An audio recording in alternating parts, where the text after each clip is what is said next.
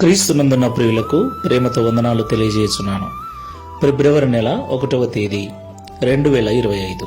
ఈరోజు దేవుడు మనకు చేస్తున్న వాగ్దానం ఏమిటనగా, కీర్తనల గ్రంథము 40వ కీర్తన 4వ చరణం. గర్విష్ఠులనైనను త్రోవ విడిచి అబద్ధముల తట్టు తిరుగువారినైనను లక్ష్య పెట్టక యెహోవాను నమ్ముకునివాడు ధన్యుడు. ఆమెన్. నా ప్రియమైన సహోదరి సహోదరులారా, ధన్యుడు అను మాటకు సమృద్ధి కలిగిన వాడు, ఎలాంటి కొరతలు ఇబ్బంది లేనివాడు. ధన్యుడు అనగా దేవుని చేత ఆశీర్వదించబడినవాడు, దేవుని లెక్కలో నిలిచినవాడు అని అర్థం. ఈ లోకంలో అనేక రకాలైనటువంటి అవసరాల నిమిత్తమై అనేక రకాల మనుషుల మీద మనం ఆధారపడుతూ ఉంటాం. వారిలో గర్విష్ఠులు ఉంటారు, అబద్ధాలు ఆడేవారు ఉంటారు, మోసం చేసేవారు ఉంటారు.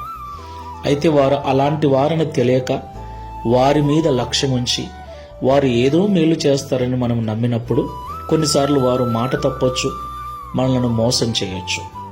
అయితే ఈ లోకంలో మనుషుల మీద కాకుండా యెహోవా మీద ఆశ పెట్టుకొని యెహోవా దేవుణ్ణి నమ్ముకున్నట్లయితే అట్టి వానిని దేవుడు ధన్యునిగా మారుస్తాడని వాగ్దానం చేస్తున్నాడు. ఈ మాటలుంటున్న ప్రియ సహోదరి సహోదరుడా, ఈ దైనందిన జీవితంలో నువ్వు చేసే పనిని బట్టి, నీ స్థితిని బట్టి మనుషుల వైపు చూస్తూ మనుషులను నువ్వు నమ్ముకుని జీవిస్తున్నావేమో.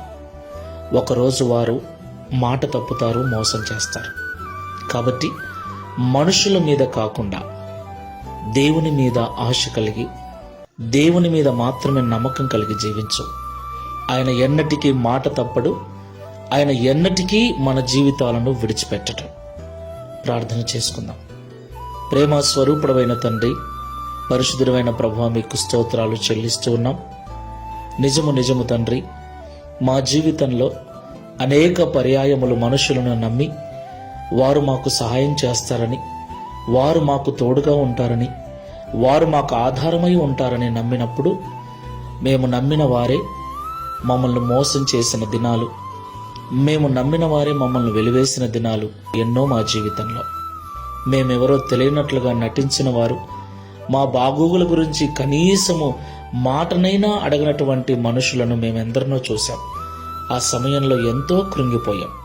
అయితే ఎవడైతే ఈ లోకంలో అబద్ధికులైన, గర్విష్ఠులైన, మంచి త్రోవను విడిచిన మనుషులను లక్ష్య పెట్టక యెహోవా యందు మాత్రమే నమ్మకం కలిగి ఉంటాడో వాడు ధన్యుడు అని ఈరోజు మాతో మాట్లాడాం.